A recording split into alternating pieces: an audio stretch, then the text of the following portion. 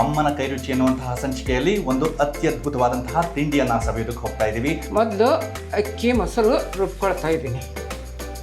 ಇದು ಸ್ವಲ್ಪ ಎಣ್ಣೆ ಜಾಸ್ತಿ ಹಾಕಿದರೆ ಜಾಸ್ತಿ ಪದರ್ ಬಿಡುತ್ತೆ. ಒಂದು 2 ಸ್ಪೂನು ಇಲ್ಲ ಸ್ವಲ್ಪ ಹೆಚ್ಚಾದರೂ ನಡೆಯುತ್ತೆ. ಈಗ ಕೆಂಪು ಚಟ್ನಿ ರೆಡಿ ಆಗಿದೆ. ಇದನ್ನು ದೋಸೆಗೂ ತಿನ್ಬೋದು, ಇಡ್ಲಿಗೂ ತಿನ್ಬೋದು. ಸೊ ಇಡ್ಲಿನ ಬೇಯಿಸ್ಕೊಳ್ಳೋದಷ್ಟೇ ಅಲ್ಲ, ಹೌದು, ಈ ರೀತಿ ತಕ್ಕೊಳ್ಳೋದು ತುಂಬ ಮುಖ್ಯ. ಸ್ಪಂಜೆ ಬರೀ ಕಾಣೋದಕ್ಕೆ ಮಾತ್ರ ಅಲ್ಲ, ತಿನ್ನೋದಕ್ಕೂ ಹೌದು ಅಷ್ಟೇ ರುಚಿ, ಅಷ್ಟೇ ಇದು ಬಾಯಲ್ಲಿ. ನಮಸ್ಕಾರ ವೀಕ್ಷಕರೇ, ವಿಶಿಷ್ಟ ರುಚಿ ಯೂಟ್ಯೂಬ್ ವಾಹಿನಿಗೆ ತಮ್ಮೆಲ್ಲರಿಗೂ ಪ್ರೀತಿಯ ಸ್ವಾಗತ. ನಮ್ಮಮ್ಮ ನನ್ನ ಜೊತೆಗಿದ್ದಾರೆ ಅಂತಂದ್ರೆ ಇವತ್ತು ನಾವು ಅಮ್ಮನ ಕೈರುಚಿ ಎನ್ನುವಂತಹ ಸಂಚಿಕೆಯಲ್ಲಿದ್ದೀವಿ. ಇವತ್ತು ಅಮ್ಮನ ಕೈರುಚಿ ಎನ್ನುವಂತಹ ಸಂಚಿಕೆಯಲ್ಲಿ ಒಂದು ಅತ್ಯದ್ಭುತವಾದಂತಹ ತಿಂಡಿಯನ್ನ ಸವಿಯೋದಕ್ಕೆ ಹೋಗ್ತಾ ಇದ್ದೀವಿ. ಅಮ್ಮ ನಮಸ್ಕಾರ, ಕಾರ್ಯಕ್ರಮಕ್ಕೆ ಪ್ರೀತಿಯ ಸ್ವಾಗತ. ಎಲ್ಲರಿಗೂ ನಮಸ್ಕಾರ. ಹಾಗಿದ್ರೆ ಅಮ್ಮ, ಇವತ್ತೇನು ಮಾಡ್ತಾ ಇದ್ದೀರಾ ನಮ್ಮ ವೀಕ್ಷಕರಿಗೂ ತಿಳಿಸ್ಬಿಡಿ. ಇವತ್ತು ಮಜ್ಜಿಗೆ ಕಡುಬು ಮಾಡ್ತಾ ಇದ್ದೀನಿ. ವೀಕ್ಷಕರೇ, ಇದೊಂದು ಅತ್ಯದ್ಭುತವಾದಂತಹ ತಿಂಡಿ. ದಯವಿಟ್ಟು ಈ ಎಪಿಸೋಡನ್ನು ಸ್ಕಿಪ್ ಮಾಡದೆ ಕೊನೆವರೆಗೂ ನೋಡಿ. ನಿಜಕ್ಕೂ ಹೇಳ್ತೀನಿ, ತಮ್ಮೆಲ್ಲರಿಗೂ ಕೂಡ ಈ ತಿಂಡಿ ತುಂಬಾನೇ ಇಷ್ಟ ಆಗುತ್ತೆ. ಹಾಗಿದ್ರೆ ಬನ್ನಿ, ಮಜ್ಜಿಗೆ ಕಡುಬು ಮಾಡೋದಕ್ಕೆ ಏನೇನು ಬೇಕು ನೋಡೋಣ. ಹಿಟ್ಟು ರುಬ್ಬೋದಕ್ಕೆ ಏನೇನು ತಗೊಂಡಿದ್ದೀರಮ್ಮ? 1 ಕಪ್ ಅಕ್ಕಿ 8 ತಾಸು ನೆನೆಸಿರೋದು, ಅರ್ಧ ಕಪ್ ಮೊಸರು, 1/4 ಕಪ್ ಅಕ್ಕಿ ಅನ್ನ. ಈಗ ಎಷ್ಟು ಅಕ್ಕಿನ ಬಳಸ್ತೀವೋ ಅದರ 1/4 ಪ್ರಮಾಣದ ಅಕ್ಕಿಯಿಂದ ಮಾಡಿದಂತಹ ಅನ್ನ ಇದಕ್ಕೆ ಬೇಕಾಗುತ್ತೆ. ಮೊದಲು ಅಕ್ಕಿ ಮೊಸರು ರುಬ್ಕೊಳ್ತಾ ಇದ್ದೀನಿ.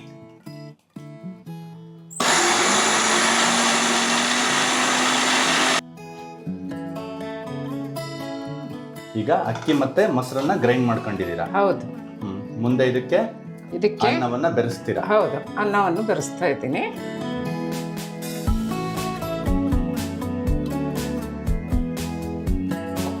ಸೊ ಅನ್ನದ ಪ್ರಮಾಣ ಜಾಸ್ತಿ ಆದ್ರೂ ಕೂಡ ಇಡ್ಲಿ ಚೆನ್ನಾಗಿ ಬರೋದಿಲ್ಲ, ಈ ಮಜ್ಜಿಗೆ ಇಡ್ಲಿ. ಹೌದು ಹೌದು. ಹಾಗಾಗಿ ಎಷ್ಟೇ ಅಕ್ಕಿ ತಗೊಳ್ತೀವಲ್ಲ, ಎಷ್ಟೇ ತಗೊಳ್ರಿ ಅಕ್ಕಿ, ಅದರ 1/4 ಪ್ರಮಾಣದ ಅಕ್ಕಿಯಿಂದ ಮಾಡಿದಂತಹ ಅನ್ನವನ್ನ ಬಳಸಬೇಕಾಗುತ್ತೆ. ಈಗ ಇದಕ್ಕೆ ಸ್ವಲ್ಪ ನೀರು ಹಾಕೊಳ್ತಾ ಇದ್ದೀನಿ. ನೀರು ಹಾಕೊಂಡು ಮತ್ತೊಂದ್ಸರಿ ಗ್ರೈಂಡ್ ಮಾಡ್ಕೊಳ್ತೀರಾ? ಗ್ರೈಂಡ್ ಮಾಡಿ.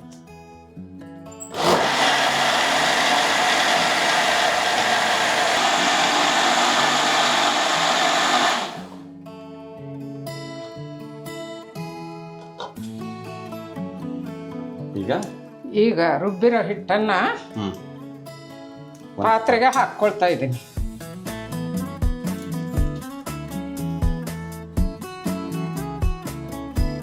ಇದಕ್ಕೆ ಮುಚ್ಚಿ 8 ತಾಸು ಹಾಗೆ ಬಿಟ್ಬಿಡೋದು. ವೀಕ್ಷಕರೇ, 2ನೇ ಹಂತದಲ್ಲಿ ನಾವು ಈ ಸಿದ್ಧಪಡಿಸ್ಕೊಂಡು ಇಟ್ಕೊಂಡಿರುವಂತಹ ಹಿಟ್ಟನ್ನು ತಗೊಂಡಿದ್ದೇವೆ. ಮೊದಲನೇದಾಗಿ ಇದು 8 ತಾಸುಗಳ ಕಾಲ ಚೆನ್ನಾಗಿ ಫರ್ಮೆಂಟ್ ಆಗಿದೆ. ತದನಂತರದಲ್ಲಿ 1 ಈರುಳ್ಳಿಯನ್ನು ಸಾಧ್ಯವಾದಷ್ಟು ಸಣ್ಣಗೆ ಹೆಚ್ಚಿಕೊಂಡು ಇಟ್ಕೊಂಡಿದ್ದೇವೆ. ನಂತರದಲ್ಲಿ ಇದನ್ನು ಮಾಡೋದಕ್ಕೆ ನಮಗೆ ಒಂದು ಸ್ವಲ್ಪ ಜೀರಿಗೆ ಬೇಕಾಗುತ್ತೆ, ಸ್ವಲ್ಪ ಸಾಸಿವೆ ಬೇಕಾಗುತ್ತೆ, ರುಚಿಗೆ ತಕ್ಕಷ್ಟು ಉಪ್ಪು ಬೇಕಾಗುತ್ತೆ, ಮತ್ತೆ ಸ್ವಲ್ಪ ಪ್ರಮಾಣದಲ್ಲಿ ಸೋಡಾ ಪುಡಿ ಬೇಕಾಗುತ್ತೆ, ಸಣ್ಣಗೆ ಹೆಚ್ಕೊಂಡು ಇಟ್ಕೊಂಡಿರುವಂತಹ ಕರಿಬೇವು ಬೇಕಾಗುತ್ತೆ, ಮತ್ತೆ ಇಡ್ಲಿಯನ್ನು ಮಾಡೋದಕ್ಕೆ ನಮಗೆ ಎಣ್ಣೆ ಕೂಡ ಬೇಕಾಗುತ್ತೆ. ಹಿಟ್ಟಿಗೆ ಒಗ್ಗರಣೆಗೆ ಹಾಕ್ಕೊಳ್ತಾ ಇದ್ದೀನಿ. ಮೊದಲಿಗೆ ಎಣ್ಣೆ ಹಾಕಬೇಕು. ಸ್ವಲ್ಪ ಜಾಸ್ತಿ ಇದ್ದರೆ ಚೆನ್ನಾಗಿ ಪದರ ಬಿಡುತ್ತೆ ಮಜ್ಜಿಗೆ ಕಡುಬು. ಸಾಸಿವೆ ಹಾಕ್ತಾ ಇದ್ದೀನಿ. ಜೀರಿಗೆ ಸ್ವಲ್ಪ ಪಟ ಅನ್ನ ಮೇಲೆ ಕರಿಬೇವು ಹಾಕ್ಕೊಳ್ತಾ ಇದ್ದೀನಿ.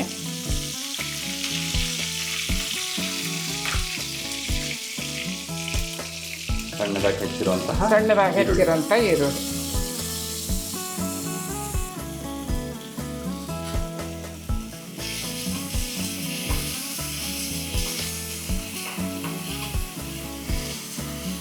ಎಷ್ಟೊತ್ತಿಗೆ ನಾ ಈ ಥರ ಮಾಡ್ಕೋಬೇಕು?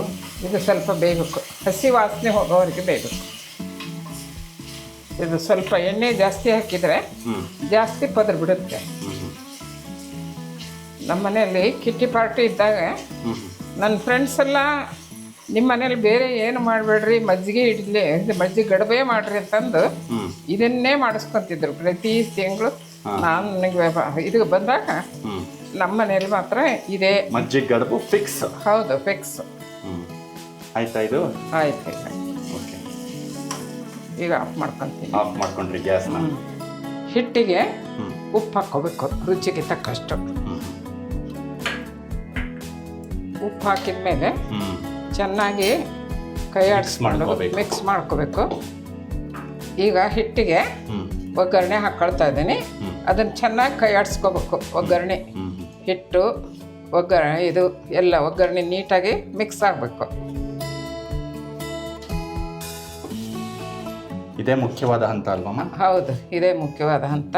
ಹ್ಮ್ ಇದಕ್ಕೆ ಚೆನ್ನಾಗಿ ಮಿಕ್ಸ್ ಆದಮೇಲೆ ಹ್ಮ್ ಇವಾಗ ಹ್ಮ್ ಸೋಡಾ ಪುಡಿ ಹಾಕ್ಕೋಬೇಕು. ಸ್ವಲ್ಪ ಹ್ಮ್ ಸೋಡಾ ಪುಡಿಗೆ ಹ್ಮ್ ಸ್ವಲ್ಪ ನೀರು ಹಾಕ್ಕೊಂಡು.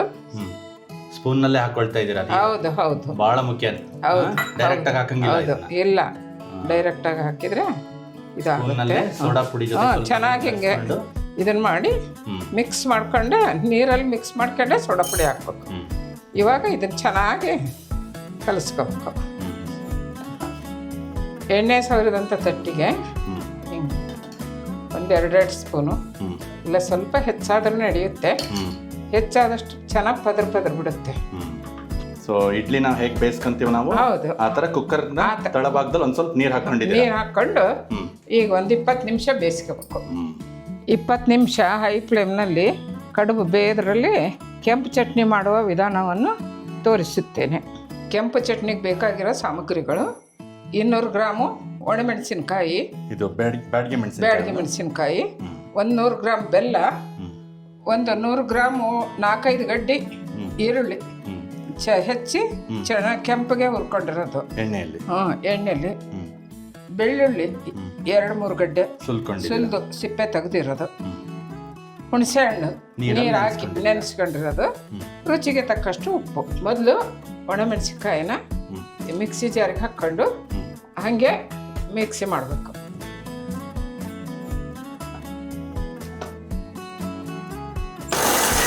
ಈ ಥರ ಪುಡಿ ಆದಮೇಲೆ ಈಗ ಈರುಳ್ಳಿ, ಎಣ್ಣೆಯಲ್ಲಿ ಹುರಿದಿಟ್ಕೊಂಡಿರೋ ಈರುಳ್ಳಿ ಹಾಕಬೇಕು. ಆಮೇಲೆ ಬೆಳ್ಳುಳ್ಳಿ ಹಾಕಬೇಕು. ರುಚಿಗೆ ತಕ್ಕಷ್ಟು ಉಪ್ಪು ಹಾಕಬೇಕು. 2ರಿಂದ 3 ಸ್ಪೂನ್ ಹಾಕೊಳ್ತಾ ಇದ್ದೀವಿ. ಹೌದು. ಹುಣಸೆ ಹಣ್ಣು ಬೆಲ್ಲ ಆಮೇಲೆ ಹಾಕಬೇಕು. ಇದು ಸ್ವಲ್ಪ ರನ್ ಆದಮೇಲೆ.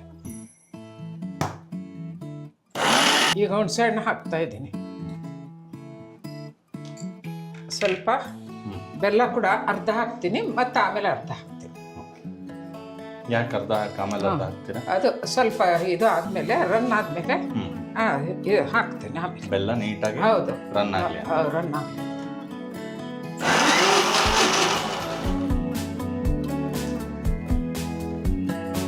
ಯಾವುದೇ ರೀತಿ ನೀರನ್ನ ಸೋಸೇ ಇಲ್ಲ.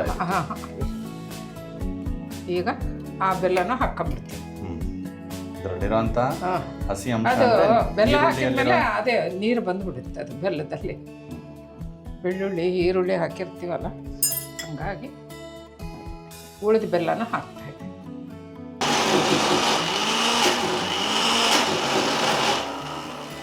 ಇವಾಗ ರೆಡಿಯಾಗಿದೆ.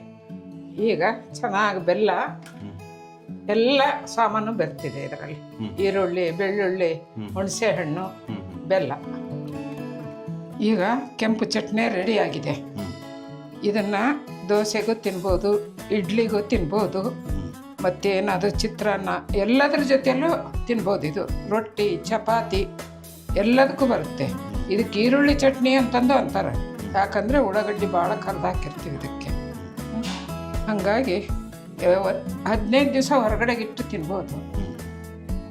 ಫ್ರಿಜ್ಜಲ್ಲಿ ಇಟ್ಟರೆ 1 ತಿಂಗಳು ಮಟನೂ ಕೆಡಲ್ಲ. ಹೊರಗಡೆ ಅಂದರೆ ಏರ್ ಟೈಟ್ ಬಾಕ್ಸಲ್ಲಿ ನೀಟಾಗಿ ಇಡಬೇಕು, ಏರ್ ಟೈಟ್ ಬಾಕ್ಸಲ್ಲಿ. ಯಾಕಂದರೆ ಇದಕ್ಕೆ ಒಟ್ಟೆ ನೀರು ಮುಟ್ಟಿಸೇ ಇಲ್ಲ. ಈಗ 20 ನಿಮಿಷ ಆದಮೇಲೆ ಎಲ್ಲ ತಟ್ಟಿಗಳು ತೆಗೆದೀನಿ.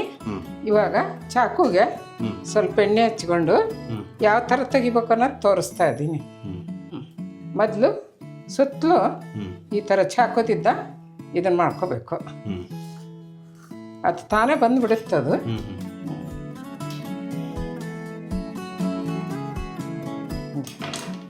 ಎಷ್ಟು ಪದರವಾಗಿ, ಎಷ್ಟು ಇದಾಗಿ, ಎಷ್ಟು ಚೆನ್ನಾಗಿ ಮೆತ್ತಗೆ ಬಂದಿದೆ.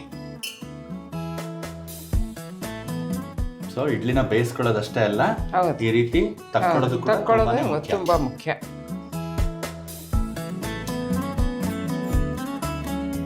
ಪದರಾಗಿ ಎಷ್ಟು ಚೆನ್ನಾಗಿ ಎಲ್ಲ ಸ್ಪಾಂಜ್ ಇದ್ದಂಗೆ. ಹೌದು, ಸ್ಪಂಜ್ ಇದ್ದಂಗೆ ಇದೆ, ಸೇಮ್ ಸ್ಪಂಜೆ. ಬರೀ ಕಾಣೋದಕ್ಕೆ ಮಾತ್ರ ಅಲ್ಲ, ತಿನ್ನೋದಕ್ಕೂ ಹೌದು ಅಷ್ಟೇ ರುಚಿ. ಅಷ್ಟೇ ಇದು ಬಾಯಲ್ಲಿ. ನೋಡಿದ್ರಲ್ಲ ವೀಕ್ಷಕರೇ, ಮಜ್ಜಿಗೆ ಇಡ್ಲಿ ಅಥವಾ ಇದನ್ನ ಮಜ್ಜಿಗೆ ಗಡುಬು ಅಂತ ಕೂಡ ಕರೀತಾರೆ. ರಾತ್ರಿ ಮಿಕ್ಕಿರುವಂತಹ ಅನ್ನ ಇರುತ್ತಲ್ಲ, ಅದು ಆರೋಗ್ಯಕ್ಕೆ ತುಂಬಾ ಒಳ್ಳೆಯದು ಅಂತ ಹೇಳ್ತಾರೆ. ಆ ರೀತಿ ಮಿಕ್ಕಿರುವಂತಹ ಅನ್ನನ ವ್ಯರ್ಥ ಮಾಡ್ದೇನೆ ಈ ರೀತಿ ಇಡ್ಲಿ ಮಾಡ್ಕೊಂಡು ತಿಂದರೆ ಅದು ಆರೋಗ್ಯಕ್ಕೆ ಸಾಕಷ್ಟು ಒಳ್ಳೆ ಬೆನಿಫಿಟ್ಸನ್ನು ಕೊಡುತ್ತೆ.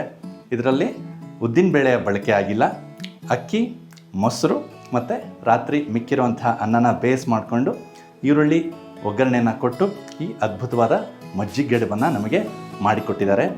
ಆಗಲೇ ಅಮ್ಮ ತೋರಿಸ ಹಾಗೆ ಇದು ತುಂಬಾ ಸಾಫ್ಟಾಗಿ ಬಂದಿದೆ ನೋಡಿ, ತುಂಬಾ ಫ್ಲಫಿಯಾಗಿದೆ. ಸ್ವಲ್ಪ ಸೋಡಾ ಪುಡಿ ಹಾಕ್ಕೊಂಡ್ರು. ಮೊಸರಿನ ಒಂದು ಸಹಾಯದಿಂದ ಇದು ತುಂಬಾ ರಾತ್ರಿ ಒಳ್ಳೆ ರೀತಿ ಫರ್ಮೆಂಟ್ ಆಗಿದೆ. ಎಷ್ಟು ಮೆತ್ತಗಿದೆ ಅಂತ ತಾವು ನೋಡಬಹುದು, ಗಮನಿಸ್ಬೋದು. ಇದಕ್ಕೆ ಒಳ್ಳೆ ಕಾಂಬಿನೇಷನ್ ಅಂದರೆ ಕೆಂಪು ಚಟ್ನಿ ಮತ್ತು ಕೊಬ್ಬರಿ ಚಟ್ನಿ. ಈ ಎರಡೂ ಚಟ್ನಿ ಜೊತೆಗೆ ತಿಂದಾಗ ಇದ್ರ ಟೇಸ್ಟು ಇನ್ನೂ ಉತ್ತುಂಗಕ್ಕೆ ಹೋಗುತ್ತೆ ಅಂತಲೇ ಹೇಳ್ಬಹುದು. ತುಪ್ಪನ ಕೂಡ ನಾನು ತೊಗೊಂಡಿದ್ದೀನಿ. ಮೊದಲಿಗೆ ಬರೀ ಇಡ್ಲಿನ ತಿಂದು ಅದರ ಟೇಸ್ಟ್ ಹೇಗಿದೆ ಅಂತ ತಮಗೆ ತಿಳಿಸ್ತೀನಿ. ನೋಡಿ ಹೇಗೆ ಲೇಯರ್ಸ್ ಬಂದಿದೆ, ಮಧ್ಯದಲ್ಲಿ ಪಳ್ಳಾಗಿದೆ ಅಂತ ನಾವೇನು ಹೇಳ್ತೀವಲ್ಲ, ತುಂಬಾ ಪಳ್ಳಾಗಿ ಬಂದಿದೆ. ತುಂಬಾ ಟೇಸ್ಟಿಯಾಗಿರುತ್ತಿದ್ದು.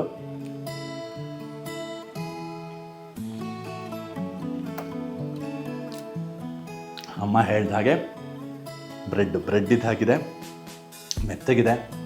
ಇಡ್ಲಿ ಥರ ಅಲ್ಲ, ತುಂಬಾ ಡಿಫ್ರೆಂಟ್ ಆಗಿರುವಂಥ ಒಂದು ಫೀಲ್ ಕೊಡುತ್ತೆ. ಮಜ್ಜಿಗೆ ಫ್ಲೇವರ್ ಬರುತ್ತೆ, ಮಜ್ಜಿಗೆ ಮತ್ತು ಅಕ್ಕಿಯ ಆ ಒಂದು ಕಾಂಬಿನೇಷನ್ನ ಫ್ಲೇವರ್ ಬರ್ತಾ ಇದೆ. ತುಂಬಾ ಸಾಫ್ಟ್ ಆಗಿದೆ, ಟೇಸ್ಟು ತುಂಬಾ ಪೆಕ್ಯುಲಿಯರ್ ಆಗಿದೆ, ತುಂಬ ಚೆನ್ನಾಗಿದೆ. ಈಗ ಇದನ್ನು ಸ್ವಲ್ಪ ಕೊಬ್ಬರಿ ಚಟ್ನಿ ಜೊತೆಗೆ ತಿಂದು ಹೇಗಿದೆ ಅಂತ ತಿಳಿಸ್ತೀನಿ. ತುಂಬ ಚೆನ್ನಾಗಿ ಬಂದಿದೆ, ತುಂಬಾ ಅತ್ಯದ್ಭುತವಾಗಿ ಬಂದಿದೆ. ಮಧ್ಯ ಆ ಈರುಳ್ಳಿ ಒಗ್ಗರಣೆ ಕೊಟ್ಟಿದ್ರಲ್ಲ, ಈರುಳ್ಳಿ ತುಂಬಾ ಸಣ್ಣದಾಗಿ ಹೆಚ್ಚಿ ಆ ಒಗ್ಗರಣೆಯನ್ನು ಕೊಟ್ಟಿದ್ದರು. ಈರುಳ್ಳಿ ಮಧ್ಯ ಬಾಯಿಗೆ ಸಿಕ್ಕಿದಾಗ ಅದು ಕೊಡುವಂತಹ ಫ್ಲೇವರ್ ತುಂಬಾ ಚೆನ್ನಾಗಿ ಅನಿಸುತ್ತೆ. ಈಗ ಕೆಂಪು ಚಟ್ನಿಗೆ ಒಂದು ಸ್ವಲ್ಪ ಲೈಟಾಗಿ ತುಪ್ಪ ಹಾಕ್ಕೊಳ್ತಾ ಇದ್ದೀನಿ. ಈ ರೀತಿ ಸ್ವಲ್ಪ ತುಪ್ಪ ಹಾಕ್ಕೊಂಡಾಗ ಜೊತೆಗೆ ಬೆರೆಸ್ಕೊಂಡು ಈ ರೀತಿ ಖಾರ ಜಾಸ್ತಿ ಬೇಕಿರೋರು ಖಾರ ಜಾಸ್ತಿ ಬೇಕು ಅಂದರೆ ಜಾಸ್ತಿ ತಿನ್ನಬಹುದು.